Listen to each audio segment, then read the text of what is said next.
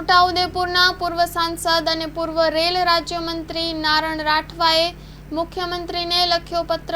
Story report by Imran Sindhi, Chhota Udepur.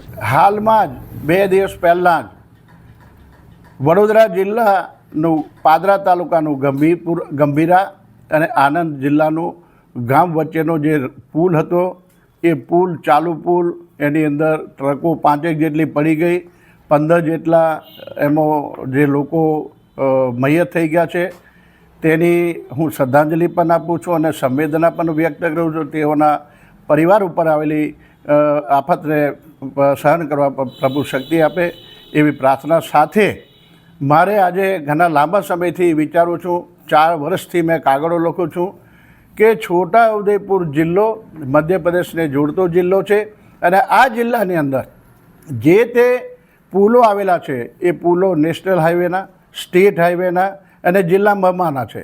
તો એની અંદર જેટલા પુલો જર્જરિત થઈ ગયા છે એની રજૂઆત અમે લોકો 4 વર્ષથી માનનીય મુખ્યમંત્રીશ્રીને લખ્યું છે અને એની સાથે સાથે હું તારીખવાર કહેવા જાઉં તો મને એ પણ ખબર છે કે હું 6/8/2023, 27/8/2024ના પત્રોથી માનનીય મુખ્યમંત્રી શ્રી આરએનભાઈ ખાતાને પણ જાણ કરી છે કે જે પુલો અમારા વિસ્તારના છોટાઉદેપુર જિલ્લાના 6 તાલુકાના ડેમેજ થયા છે એનું તમે તાત્કાલિક રિપેરિંગ કરાવો, ન બને તો તમે એના નેશનલ હાઈવેના નામ પર પબ્લિકને જવાબ ના આપી દો।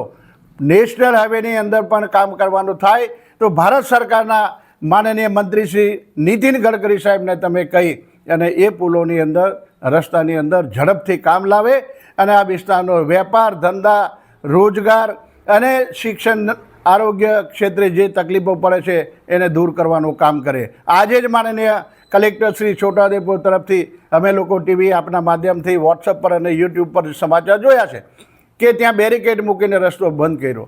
રસ્તો બંધ કર્યો એનો મતલબ શું? આ રસ્તો બંધ કર્યો ક્યારે તમે ખોલવાનો છો? શું એનું આયોજન છે? કેટલા મહિના, કેટલા વર્ષ સુધીમાં આ રસ્તો અને પુલ બનવાના છે? આનો વૈકલ્પિક સુવિધા શું છે?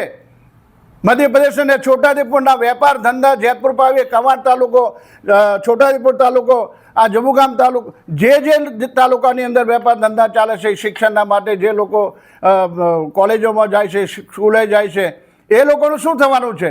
એટલા માટે માનનીય મુખ્યમંત્રીશ્રીને આજે ખૂબ મારે દુઃખ સાથે કહેવું પડે છે, વિનંતી કરવી પડે છે કે અમે લોકો જે પુલો લખીને આપ્યા છે એ પુલોનું તાત્કાલિક જે સ્ટ્રેન્થનિંગ કરવા માટેની જે કમિટી છે, તપાસની સમિતિ, એની ક્ષમતા કેટલી છે? 12 ટનની જે ગાડીઓ ચાલે એ પ્રમાણેના તમારા ભૂતકાળમાં રસ્તા બન્યા છે। આજે 40થી 50 ટનની ગાડીઓ, મોટા ડમ્પરો ચાલે છે અને એના કારણે આ રસ્તાઓને પુલો ડેમેજ થયા છે। તો આની જવાબદારી કોણ લેશે? તમે લોકો તો છટકી ગયા કે બેરિકેડ મૂકીને રસ્તો બંધ, પણ પબ્લિકનું શું થવાનું છે? આમ જનતાનું શું થવાનું છે?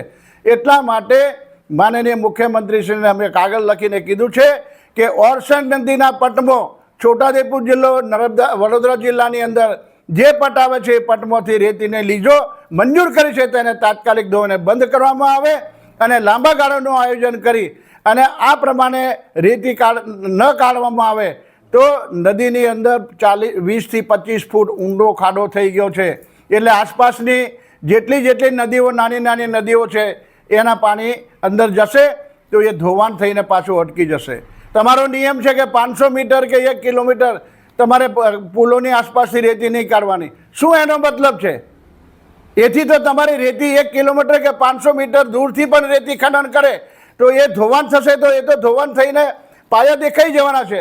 આજે ભારત નદીનો પ્રૂફ દેખો, એ બ્રિજની અંદર 12 ફૂટ, 15 ફૂટ સુધી રેતીનું ધોવાણ થઈ ગયું। એટલે આવતા જમાનાની અંદર તમે ફરીથી કોઈ કોન્ટ્રાક્ટરને પુલો મંજૂર કરીને આપશો તો એ પુલો મંજૂર કરીને આપે એટલે કોન્ટ્રાક્ટરને તમે ડિસ્ક્વોલિફાય કરો, તમે અધિકારી કર્મચારીઓને સસ્પેન્ડ કરો, ફરજ મોકૂફી કરો, એનો કોઈ મતલબ નથી।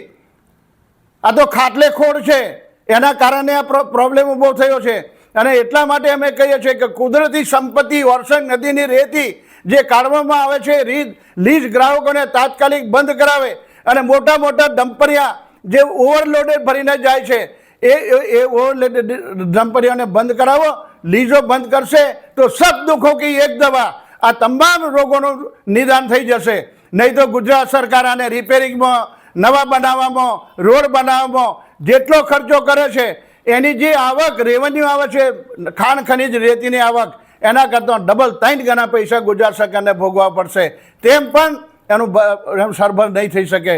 તો આ વિસ્તારની પ્રજાનો સૌથી મોટો પ્રશ્ન છે કે રોડ, રસ્તા અને પુલો જર્જરિત થઈ ગયા છે. અમે લખીને આપ્યા છે, એનો તાત્કાલિક ચકાસણી સમિતિ બનાવે અને આ ડ્યુરેબિલિટી કેટલી છે, કેટલા સમય સુધી છે. આજે 80-90 વર્ષની ઉંમર થઈ ગઈ આ પુલોની, તેમ છતાં એનું કોઈ પણ દેખભાળ કરવામાં આવતું નથી. એટલા માટે અમે વિનંતી કરી છે આજે મુખ્યમંત્રીશ્રીને કાગળ લખીને કે તાત્કાલિક ધોરણે, યુદ્ધના ધોરણે રાષ્ટ્રીય ધોરીમાર્ગ હોય કે રાજ્યનો ધોરીમાર્ગ હોય, બંને અધિકારીઓ ભેગા થઈને, બંને ખાતાના ભેગા થઈ આનું નિરાકરણ લાવે. તાત્કાલિક એની ગ્રાન્ટ સ્પેશિયલ કેસમાં ફાળવવામાં આવે તો જ આ રસ્તાઓનું નિર્માણ અને પુલોનું નિર્માણ થશે અને અમારા આદિવાસી વિસ્તારની સુખ સગવડતા જળવાઈ રહેશે. નહીં તો અમારો આર્થિક ધંધો ખતમ, શિક્ષણનો ખતમ, આરોગ્ય ક્ષેત્રે ખતમ, શૈક્ષણિક ખેતીવાડી ક્ષેત્રે ખતમ, તમામ વિભાગોની અંદર અમને મુશ્કેલી પડવાની છે. એટલા માટે અમે માંગ કરી છે કે આ જે લખીને આપેલા પુલો છે જર્જરિત, એનો સમારકામ ઝડપથી થાય અને લોકોને સુવિધા વહેલી મળે એ કરવા માટે અમારી નમ્ર અરજ વિનંતી આપના માધ્યમથી અમે લોકો જણાવીએ છીએ અને ટપાલથી અમે માનનીય મુખ્યમંત્રીશ્રીને કાગળ લખ્યો છે. ધન્યવાદ. હેલો ભુજ, તો કેમ છો તમે? આજે હું તમને એવા શોરૂમની વિઝિટ કરાવું છું જે છેલ્લા 10 વર્ષથી કચ્છની જનતાના પ્રેમ અને વિશ્વાસથી મહેકતું લુગડા બજાર ફેમિલી શોરૂમ. આ શોરૂમમાં સ્ટાર્ટિંગ પ્રાઇસ 399થી છે, જેમાં kids wear, girls wear, boys wear અને જેન્ટ્સ વેર અને લેડીઝ વેરમાં પણ ન્યૂ વેરાયટીવાળું કલેક્શન પણ જોવા મળી રહેશે. અને જેન્ટ્સ માટે વેડિંગ કલેક્શન અને કુર્તા કલેક્શન પણ બહુ જ સારું છે. એનિમલ મૂવીનો પાર્ટ 2 આવે કે ના આવે, પણ એનાથી પહેલાં અમે લઈ આવ્યા છીએ લુગડા બજાર પાર્ટ 2, જેમાં તમને કિડ્સ વેરમાં વિન્ટર વેર સમર કલેક્શનનો ન્યૂ સ્ટોક આવી ગયો છે. લેડીઝ વેરમાં પણ ન્યૂ ડિઝાઇનમાં kurti, top and coat set best price थी स्टार्ट थाय छे. तो जेंट्स वेर में भी मिल जाएगा बॉस.